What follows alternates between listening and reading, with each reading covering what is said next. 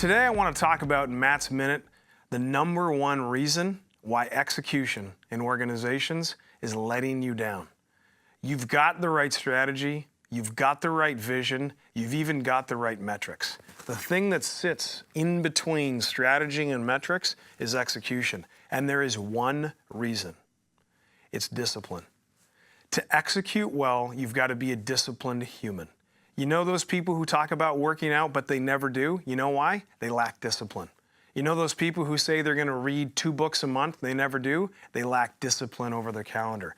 You know those people who say they're going to make 1 extra sales call, but they think of a reason? They lack discipline. You know those people who are going to knock on 1 more metaphorical door, but they pack it in early, they don't send the email, they don't pick up the phone? They lack discipline. So if you're sitting here and you're watching this right now, I want you to pull out your mirror. I don't want you to look out the window. And I want you to look at your mirror and I want you to ask yourself, am I living the life I want?